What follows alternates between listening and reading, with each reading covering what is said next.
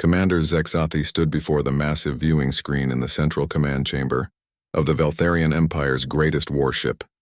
The screen showed a small blue planet spinning slowly in the darkness of space. For 100 years, this planet had been the focus of the most detailed military preparation in Veltharian history. The year was 2024 by the strange counting system the planet's inhabitants used.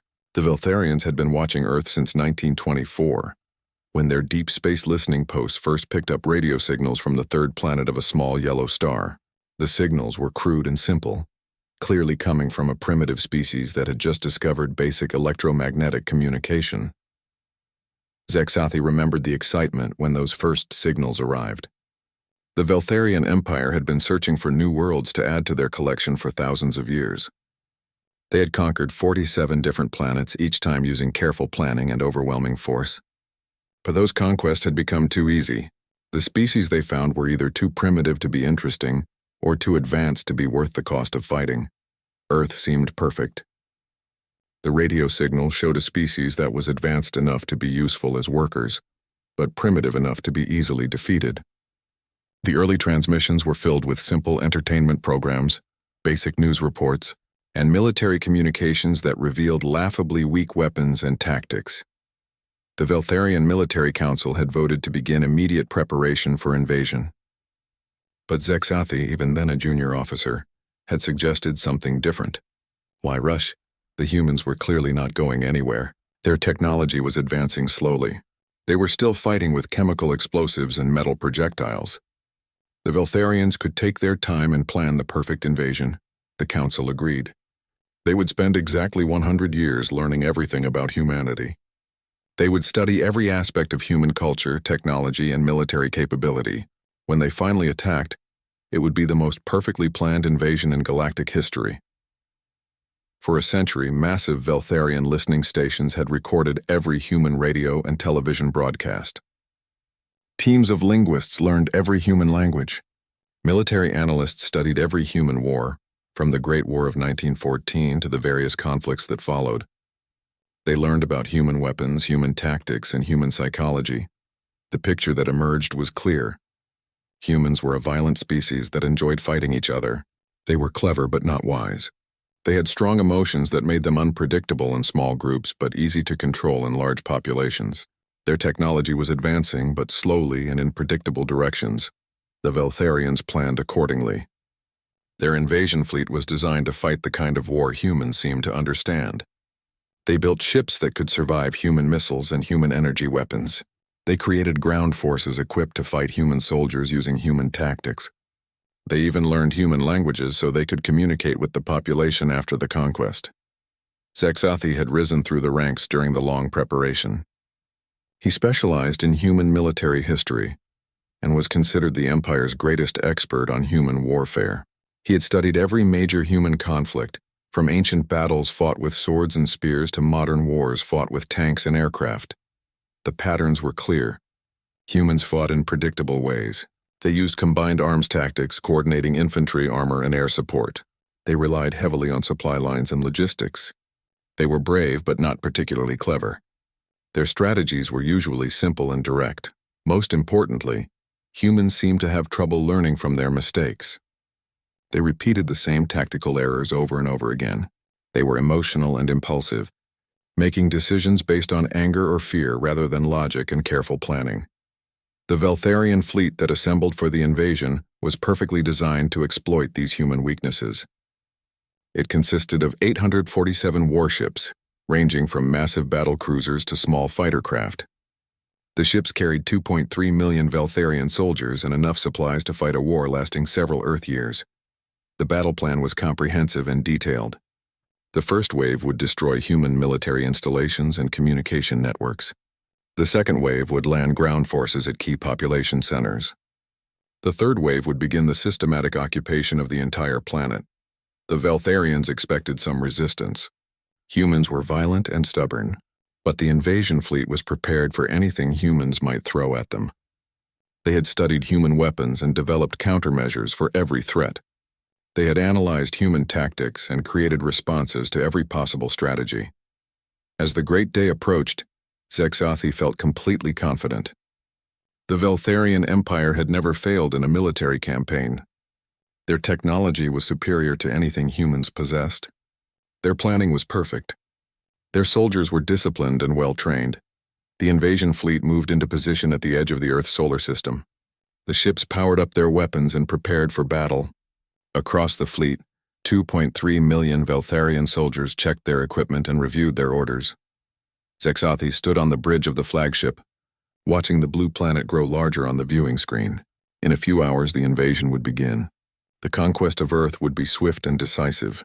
The humans would surrender quickly once they realized the hopelessness of their situation. The commander thought about the reports his intelligence officers had prepared.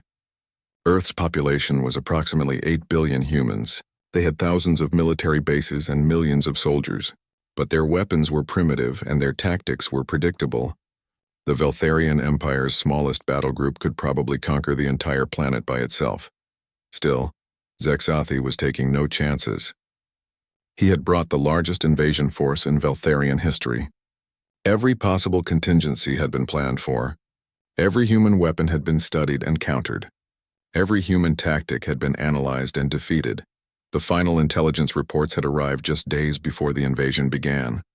Earth's technology had continued to advance during the century of preparation, but exactly as the Veltharians had predicted. Humans had developed slightly better computers, slightly more efficient engines, and slightly more powerful weapons. Nothing that would significantly change the outcome of the coming war. Most reassuring of all, humans were still fighting each other. The intelligence reports showed ongoing conflicts around the planet. Human military forces were scattered and divided. There was no unified planetary defense. The species that should have been preparing to defend their world was instead wasting resources on petty local conflicts. Zexathi reviewed the final battle plans one more time. Phase 1 would begin with the destruction of human satellites and space stations. Phase 2 would target military installations on the planet's surface. Phase 3 would land the first wave of ground forces. Phase 4 would secure major population centers. Phase 5 would begin the formal occupation. The entire campaign was expected to last no more than 6 standard Veltharian months. Most of that time would be spent on occupation and administration, rather than actual fighting. The Veltharians estimated that organized human resistance would collapse within the first few weeks. As he prepared to give the order to begin the invasion, Zexathi felt a moment of almost sadness. After 100 years of preparation, the great campaign was finally beginning. But it would be over so quickly. Humans simply had no idea what was coming for them. The commander touched the communication panel on his command chair. Across the massive fleet, 8 M47 warship captains waited for his signal. 2.3 million soldiers prepared for battle. The greatest invasion force in galactic history was ready to begin the conquest of Earth. Zexathi took one last look at the blue planet on his viewing screen. Soon it would be just another world in the Veltharian Empire. The humans would become just another conquered species, working to serve their new masters. The time for preparation was over. The time for action had begun. The Veltharian invasion fleet dropped out of faster-than-light travel at the edge of Earth's solar system. Commander Zexathi watched his tactical displays light up with contacts as his ship's sensors began scanning the system. What he saw made him pause. The intelligence reports had mentioned human space activities, but the reality was more extensive than expected. Hundreds of objects orbited the blue planet. Metal stations hung in space around not just Earth, but also around the planet's single moon. Strange geometric structures floated near some of the system's asteroids. Tactical analysis, Zexathi ordered his sensor officer. Sir, we are detecting approximately 2,147 artificial objects in this system. Most appear to be satellites or small stations. There are also 17 larger installations and what appears to be mining operations in the asteroid belt. Zexathi frowned. The number was higher than expected, but not concerning. Human space technology was still primitive according to their intelligence. These were probably simple communication satellites and basic research stations. Any signs of weapons or military installations? Negative, sir. All objects appear to be civilian in nature. No energy signatures consistent with weapon systems. The commander nodded. This matched their expectations. Humans were focused on commercial activities in space rather than military ones. It would make the first phase of the invasion even easier. Begin Phase 1. All ships target human satellites and space installations for destruction. As the Veltharian fleet moved deeper into the system, something unexpected happened. A communication signal reached the flagship on a frequency the Veltharians used for ship-to-ship communication. Unidentified vessels, this is Earth traffic control. Please state your point of origin, destination, and purpose in this system. Zexathi stared at his communication officer. Did they just speak in our language? Sir, the message was transmitted in perfect Veltharian. Grammar and pronunciation are flawless. The commander felt a moment of unease. How did humans know the Veltharian language? The invasion fleet had maintained complete communication silence during their approach. There had been no way for humans to learn their language unless... Sir, the communication officer continued, they are transmitting again. Unidentified vessels, please respond to traffic control.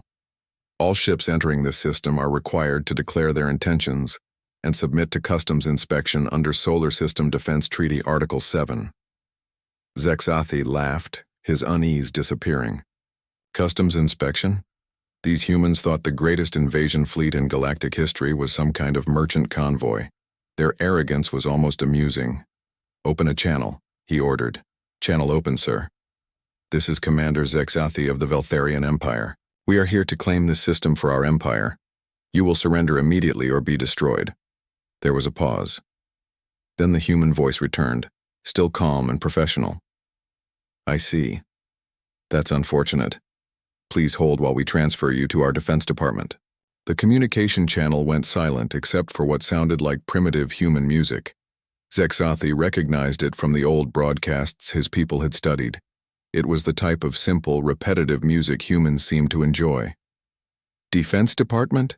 Zexathi asked his intelligence officer. Do our files mention a human defense department that operates in space?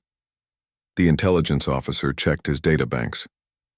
Sir, human military forces are organized into separate armies, navies, and air forces for each of their political divisions. There is no mention of a unified space defense organization. Sir, the sensor officer interrupted.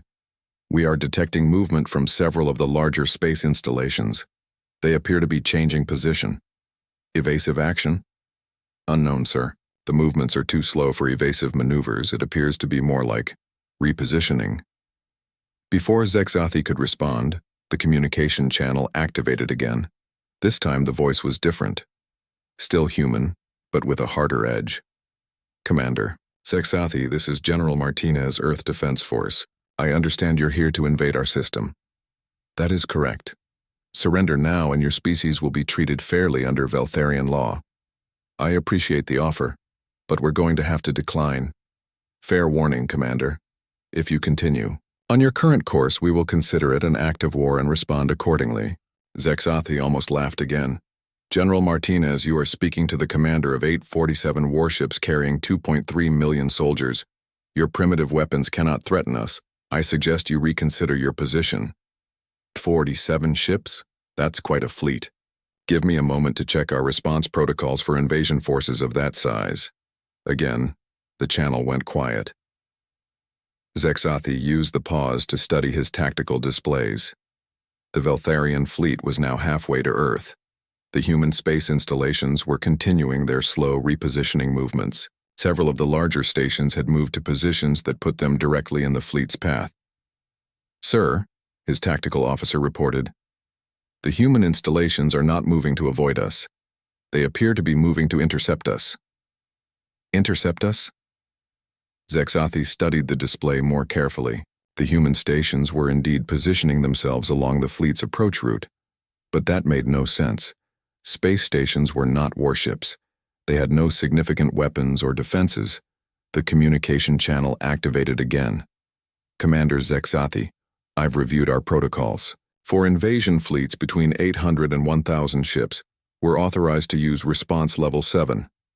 I'm required to give you one final warning. Turn around now, or we will destroy your fleet. This time, Zexathi did laugh out loud. General Martinez, your bravado is admirable but foolish. Our intelligence indicates that your species has never fought a space battle. You have no experience with weapons that can threaten ships of this size. Actually, Commander, that's not quite accurate. We've been fighting space battles for about 60 years now, just not with aliens. We fight them with each other. Zexathi paused. Explain. Well, you've been watching our radio signals for a century, right? Those were never meant to be secret. We've known about your listening posts for decades. The signals you've been intercepting are what we call public broadcasts. They're entertainment and news for civilian populations. Our real military technology has been classified for a very long time. The commander felt the first real stirring of concern. You knew we were watching? Of course. We spotted your deep space installations about 30 years ago. Did you really think we wouldn't notice that much industrial activity? We've been preparing for your arrival ever since. Zexathi looked at his intelligence officer, who was frantically checking his databanks. The officer shook his head. Nothing. In their files suggested that humans knew about Veltharian surveillance. Sir, the sensor officer called out urgently. I'm detecting massive energy buildups from the human installations. They appear to be powering weapons systems. Weapons systems? What kind of weapons systems? Unknown, sir. The energy signatures don't match anything in our databases. General Martinez's voice came through the communication channel one more time. Commander, this is your final warning. We don't want to destroy your fleet, but we will if you force us to. Turn around now. Zexathi looked at his tactical display. The Veltharian fleet was the most powerful military force ever assembled. They had studied human technology for a century. There was no way these primitive humans could threaten them. General Martinez, we have spent 100 years preparing for this moment. We will not be turned away by empty threats. Attack if you dare. Roger that, Commander. Don't say we didn't warn you. Earth Defense Force, you are authorized to engage. Good luck. The communication channel went dead. Zexathi watched his tactical display, waiting for the primitive human weapons to reveal themselves. His fleet would brush aside whatever resistance the humans could mount, and the invasion would proceed as planned. What happened next would prove that sometimes 100 years of preparation is not enough. The first sign that something was wrong came when the space around the human installations began to shimmer. Commander Zexathi watched his tactical display as strange energy readings spiked across his sensors. The human space stations, which had looked like simple civilian structures just moments before, were now generating power levels that rivaled Veltharian battlecruisers. What are those energy signatures? He demanded. His sensor officer frantically worked his controls. Sir, I'm reading massive gravitational distortions around the human installations. The signature is unlike anything in our databases. Gravitational distortions? That's impossible. Humans don't have that technology. Sir, the distortions are intensifying. Whatever they're doing, it's affecting space-time in a localized area around their stations. Zexathi felt a chill run down his spine. Gravitational manipulation was advanced, technology that even the Veltharian Empire used only in their largest ships. According to their intelligence, humans were still using chemical rockets to reach orbit. All ships raise shields and prepare for evasive action. The order had barely left his lips when the first human weapon fired. It wasn't a beam or a projectile or anything the Veltharians had prepared for. Instead, a section of space itself seemed to fold, creating a gravitational well that grabbed 3 Veltharian destroyers and crushed them like insects. The ship's shields, designed to stop energy weapons and physical projectiles, were useless against the fundamental force of gravity. Impossible, Zexathi whispered, watching the tactical display as 3 ships simply vanished into compressed metal. Sir, the humans are firing again. More gravitational wells opened throughout the Veltharian formation. Ships that had sailed between stars for months were suddenly trapped in localized black holes that lasted just long enough to destroy them, before dissipating. The Veltharian fleet, which had been advancing in perfect formation, began to scatter as ship captains tried desperately to avoid the gravity traps. Return fire. All ships, target the human installations. The Veltharian fleet unleashed its own weapons. Particle beams, plasma cannons, and fusion missiles streaked toward the human stations. The response was exactly what a century of intelligence gathering had predicted it would be. Overwhelming force applied with precision and discipline. But the human stations didn't die. "Sir, our weapons are having no effect." Zexathi watched in disbelief as Veltharian weapons struck the human installations and simply disappeared. Not absorbed, not deflected. Disappeared. How is that possible? "Sir, I'm detecting some kind of energy field around the human positions." "It appears to be." The sensor officer paused, rechecking his readings. "It appears to be converting our weapons fire into energy and feeding it back into their power systems." "They're using our own weapons to power their defenses?" Before anyone could answer, a new type of human weapon activated. Beams of what looked like pure antimatter lanced out from hidden positions around the solar system. Wherever they touched Veltharian ships, matter and antimatter annihilated each other in brilliant flashes that left nothing behind. "Antimatter weapons?" Zexathi's voice cracked. "Our intelligence said they were decades away from antimatter technology."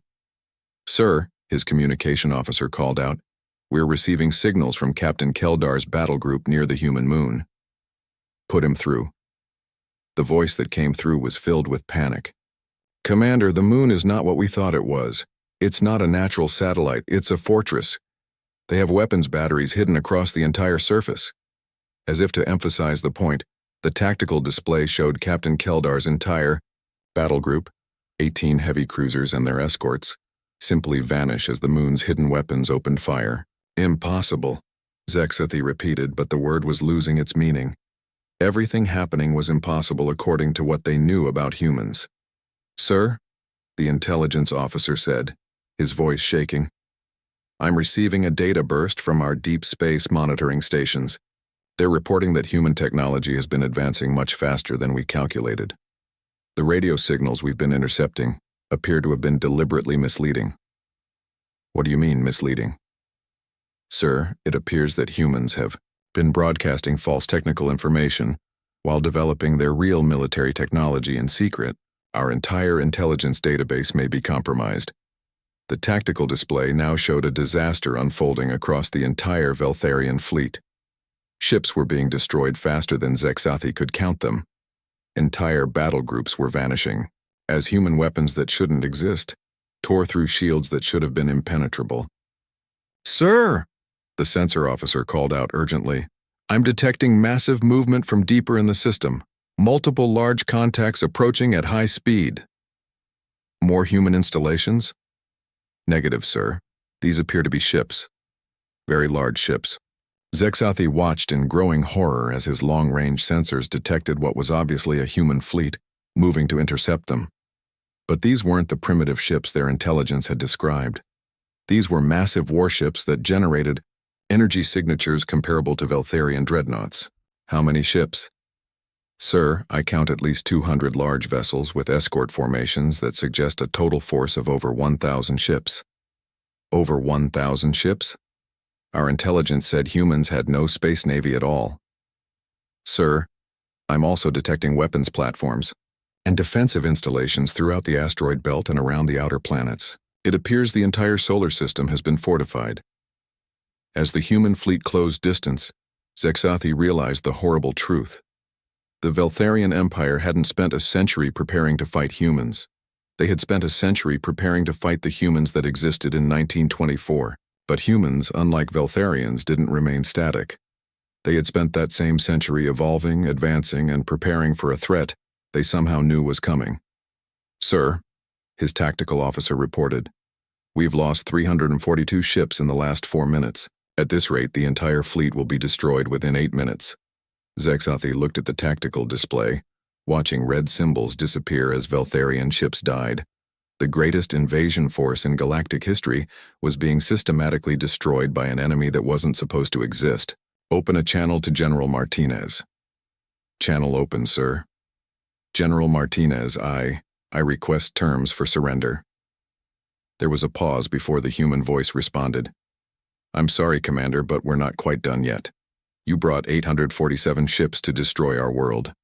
We need to make sure you can't try this again." "What do you mean?" "I mean we're going to disable every one of your ships and capture your entire fleet. Don't worry. We won't kill anyone who doesn't keep fighting. But this ends when we say it ends." Zexathi watched helplessly as more human weapons revealed themselves. The asteroid mining operations he had dismissed as civilian infrastructure suddenly bristled with massive railguns. The simple research stations began launching swarms of autonomous weapons platforms. Even some of the satellites he had thought were communication relays turned out to be disguised missile batteries. "Sir," his sensor officer whispered, "the humans have turned their entire solar system into a fortress. Every object out there is either a weapon or a sensor or both." As the Veltharian fleet continued to die around him, Zexathi realized that his century of careful planning had been based on a fundamental error. The Veltharians had assumed that humans were like them, that a species would remain essentially unchanged over a mere 100 years. But humans weren't like Veltharians. Humans evolved, humans adapted, and worst of all, humans learned. The invasion that was supposed to last months was already over. It had lasted less than 6 minutes. Commander Zexathi's flagship shuddered as another wave of human weapons fire swept through what remained of the Veltharian fleet. In 9 minutes, the most powerful invasion force in galactic history had been reduced to scattered survivors trying desperately to escape. "Sir, we've lost 89% of the fleet," his tactical officer reported, his voice hollow with shock. "Only 73 ships remain operational, and most of those are damaged." Zexathi stared at the tactical display, trying to understand how everything had gone so wrong so quickly. The humans weren't fighting like any species the Veltharians had ever encountered. They weren't fighting like the historical records suggested they should. They were fighting like... "Sir," his intelligence officer called out, "I'm receiving more data from our monitoring stations. The information is disturbing. What now?" "Sir, it appears that human military doctrine has evolved significantly since our last intelligence updates. They have a saying, 'The enemy gets a vote.' It means they assume any opponent will know their capabilities and plan accordingly. What does that mean for us?" "Sir, it means they've been preparing for an invasion by a technologically superior force for decades. Everything we're seeing was specifically designed to counter the type of attack we're conducting." Zexathi felt a chill. "You're saying they were preparing for us specifically?" "Not just us, sir. They were preparing for anyone who might invade them. Their entire defense strategy is based on the assumption that their enemies would be more advanced and would have studied their public capabilities." As if to emphasize the point, another human weapon system revealed itself. What had appeared to be a simple asteroid suddenly unfolded into a massive weapons platform, destroying a fleeing Veltharian cruiser with a single shot. "How many more hidden weapons do they have?" Zexathi demanded. "Unknown, sir. It appears they've weaponized their entire solar system. Every object we thought was civilian infrastructure was actually a disguised military installation." The communication channel suddenly activated. General Martinez's voice came through, still calm despite the ongoing battle. "Commander Zexathi, this is your final opportunity to surrender. In 30 seconds, we're going to disable your flagship's engines. You can surrender now, or you can surrender after we cripple your ship. Your choice." "General Martinez," Zexathi said, his voice strained, "how is this possible? Our intelligence indicated that your species had never fought a space battle before today." There was a pause, then something that sounded almost like laughter. "Commander, I think that's the source of your problem. You studied our history, but you didn't understand our nature. Yes, we've never fought aliens in space before, but we've been fighting each other for thousands of years. Every war we've ever fought has been practice for a war like this." "Practice? Every tactical innovation, every technological advance, every strategic doctrine, we developed it all by fighting ourselves. We've been refining the art of warfare for our entire existence. When we finally encountered an external threat, we just applied everything we'd learned." Zexathi felt a horrible understanding beginning to form. "You mean, I mean that humans don't fight like any other species because we've been fighting ourselves since we discovered warfare. We know every trick, every strategy, every possible tactic because we've used them all against each other. When you showed up with conventional fleet tactics and predictable weapons, you were fighting an enemy that had already seen everything you could do. The flagship's engines suddenly died as human weapons systems targeted them with surgical precision. Emergency lighting activated as main power flickered. "Sir," the tactical officer reported, "they've disabled our propulsion without damaging life support or other critical systems. They could have destroyed us completely, but they chose not to. Why would they spare us?" The communication channel activated again. This time General Martinez sounded almost sympathetic. Commander, we're not trying to commit genocide here. You came to conquer us, we defended ourselves. The war is over. Now we follow the rules of warfare. Rules of warfare? Something else you might have missed in your intelligence gathering. Humans have laws that govern how we conduct wars, treaties that define how we treat prisoners and civilians, codes of conduct that apply even to our enemies. Zexathi looked around his bridge. His officers were staring at their instruments in shock and confusion. They had been trained to fight civilized wars against predictable enemies. Nothing in their experience had prepared them for humans. Sir, his sensor officer said quietly, I'm detecting human ships approaching. They appear to be rescue vessels. Rescue vessels. Yes, sir. They're moving to assist damaged Veltharian ships. They're saving our survivors. On the tactical display, Zexathi could see human ships moving throughout the battle area, not to destroy the remaining Veltharian vessels but to render aid to the crews. Ships that had been trying to kill each other moments before were now working together to save lives. General Martinez, Zexathi said into the communication channel, I don't understand. We came here to destroy your civilization. Why are you helping our wounded? Because the fighting is over, Commander. You're not invaders anymore, you're prisoners of war, and we have rules about how we treat prisoners. The words hit Zexathi like a physical blow. The species that had just devastated his fleet with weapons that shouldn't exist was now risking their own people to save Veltharian lives. The same humans who had turned their entire solar system into a fortress were following laws that protected their enemies. Sir, his intelligence officer said, reading from his console, I'm finding references to something called the Geneva Conventions in human databases. It appears to be a set of laws governing warfare and the treatment of prisoners and civilians. They have laws that protect their enemies? Yes, sir. Very detailed laws. And according to their history, they actually follow them most of the time. A human voice came through the communication system, but not General Martinez this time. This voice was younger with a different accent. Veltharian vessel, this is Lieutenant Chen aboard the rescue ship Mercy. We're coming alongside to assist with your wounded. Do not attempt to resist, we're here to help. Through the viewing ports, Zexathi could see a sleek human ship approaching. Instead of weapons, it was equipped with medical facilities and rescue equipment. The ship that could have finished destroying his flagship was instead preparing to save his crew. Commander, General Martinez spoke again. I want you to understand something. We didn't want this war. We hoped you would listen to our warnings and turn around, but when you chose to attack, we responded with everything we had. Everything you had was far more than our intelligence suggested. Commander, your intelligence was a century out of date. In that time, we fought 2 world wars, dozens of regional conflicts, and built the most advanced military in our planet's history. We've also spread throughout our solar system and developed technologies that don't appear in our public broadcasts. Why didn't our monitoring detect these advances? Because we didn't want them to. When we detected your listening posts, we made a decision.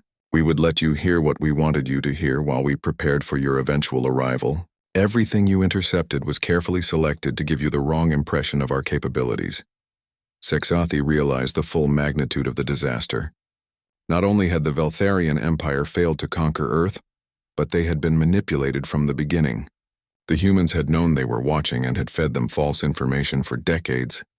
Sir, his tactical officer whispered, the humans have been planning this defense longer than we've been planning our attack.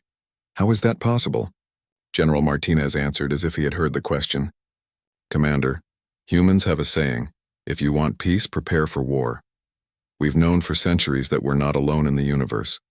We've been preparing for first contact our entire modern history. When we detected your surveillance, we knew what was coming and we got ready for it. The rescue ship had docked with the Veltharian flagship. Through the hull, Zexathi could hear human voices coordinating the evacuation of wounded crew members. The same species that had just destroyed 90% of his fleet was now working to save the survivors. General Martinez, Zexathi said finally, what happens now? Now, Commander, we follow the laws of war. Your people will be treated according to our conventions for prisoners of war. Your wounded will receive medical care. Your dead will be treated with respect. And eventually, we'll probably send you home. Send us home? We're not conquerors, Commander. We're defenders. Once we're sure you can't threaten us again, we'll likely negotiate your release, assuming your empire wants you back. As human medical teams began boarding his ship, Zexathi finally understood the fatal flaw in the Veltharian invasion plan. They had studied human history without understanding human nature. They had prepared to fight the humans they observed without realizing that humans never stopped evolving. Most importantly, they had assumed that humans were like other species they had conquered.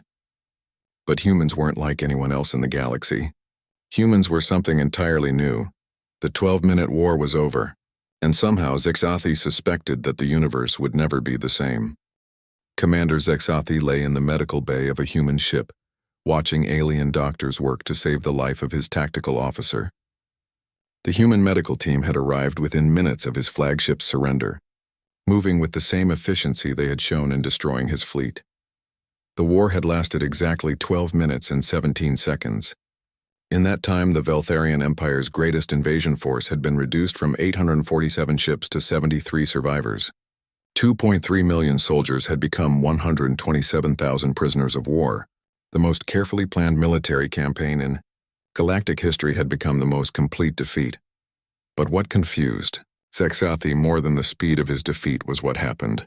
"Afterward, Commander," a human voice said softly. "I'm Dr. Sarah Kim. How are you feeling?" Zexathi looked up at the human doctor. She was small, like most humans, with dark hair and gentle eyes. Her hands moved carefully as she checked his injuries, showing the same precision he had seen in human weapon systems. "I am confused," he admitted. "About your injuries? You have a concussion and some internal bleeding, but you'll recover completely. Not about my injuries. About why you are helping me." Dr. Kim paused in her examination. "Because you're hurt and I'm a doctor. It's really that simple. But I came here to destroy your world." "Yes, you did. And my world defended itself. The fighting is over now. My job is to heal people, not to judge them." Zexathi had fought in dozens of campaigns across the galaxy. In every previous war, captured enemies were either enslaved or executed. The concept of providing medical care to defeated invaders was completely foreign to him. In Veltharian culture, defeated enemies are not treated this way. Dr. Kim finished her examination and made notes on a small device. "Different species, different customs. Humans decided a long time ago that how we treat our enemies says more about us than about them." Through the medical bay's viewing port, Zexathi could see the wreckage of his fleet floating in space. Human rescue ships moved between the debris, searching for survivors. Other human vessels were carefully collecting Veltharian bodies for proper burial. "Why are you recovering our dead?" "Because everyone deserves dignity, even in death. We'll return them to your people when this is all sorted out." A new human entered the medical bay, wearing what Zexathi recognized as a military uniform. The human was older, with gray hair and tired eyes. His insignia marked him as a high-ranking officer. "Commander Zexathi, I'm Admiral Torres, Earth Defense Force. I wanted to speak with you personally." Zexathi struggled to sit up in the medical bed. "Admiral Torres." "Have you come to question me?" "Actually, I came to apologize." "Apologize?" Zexathi was certain he had misunderstood the human language. "For the deception. For the false intelligence we fed your people. We knew you were watching us for decades, and we deliberately gave you the wrong impression of our capabilities. You apologize for defending yourselves effectively?" Admiral Torres sat down in a chair beside the medical bed. "Commander, we didn't want this war. When we detected your surveillance network, we hoped that showing you our apparent weaknesses would discourage an invasion. When that didn't work, we tried to make sure any attack would fail quickly and decisively." "You hoped we would not attack?" "Of course. War is terrible even when you win. We would have preferred to make peaceful contact with your people. We still hope we can eventually." Zexathi stared at the human admiral. "You destroyed my entire fleet. You killed hundreds of thousands of my people, and you want peaceful contact? Commander, we defended ourselves against an unprovoked attack, but we don't hate your people. We don't even hate you. You did what you thought was right based on the information you had. The information you gave us. Yes, and I'm sorry we had to deceive you, but the alternative would have been the destruction of our entire civilization." Dr. Kim finished treating another Veltharian patient and approached them. "Admiral, the commander needs rest. His injuries aren't life-threatening, but he shouldn't be stressed." "Of course, Doctor. Commander, we'll talk more later. For now, just focus on recovering." As the humans left, Zexathi lay back in the medical bed trying to process what he had learned. The species that had just defeated him was apologizing for doing it too well. They were treating their prisoners better than most civilizations treated their own citizens. Over the following days, Zexathi was moved to a larger facility where thousands of Veltharian prisoners were being held. The conditions were better than the quarters aboard most Veltharian military ships. The food was adequate, medical care was excellent, and the guards were professional but not cruel. Most shocking of all, the humans were already beginning diplomatic contact with the Veltharian Empire. "Commander," Admiral Torres said during one of their regular conversations, "we've been in communication with your government. They're sending a diplomatic mission to negotiate your release. They are willing to negotiate?" "Of course. We're not interested in keeping prisoners indefinitely. We just want to make sure this doesn't happen again." "What are your terms?" "Mutual recognition of sovereignty, establishment of formal diplomatic relations, and agreements on peaceful contact protocols for the future. We're also willing to share some of our defensive technologies in exchange for guarantees of non-aggression." Zexathi was amazed. "You would share your technology with us? After we attacked you?" "Commander, we don't want to be the only species in the galaxy with advanced defensive capabilities. That would just encourage other species to attack us. It's better if everyone has strong defenses. That way nobody has to fight at all."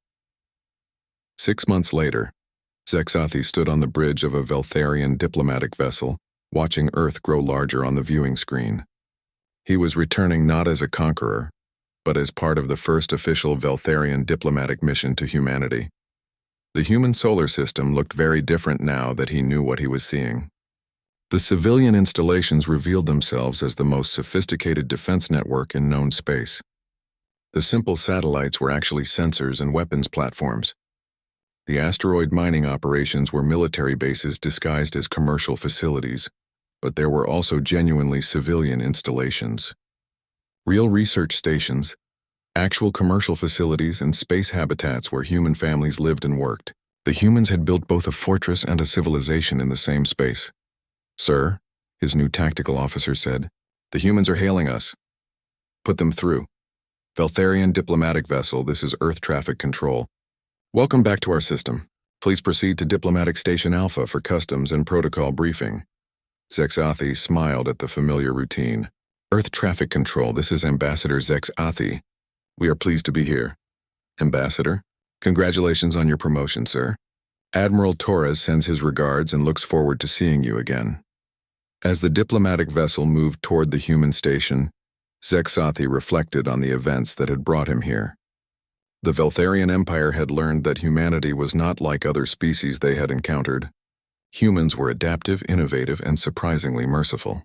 They were also extremely dangerous when threatened, but most importantly, humans were willing to turn enemies into allies if given the chance.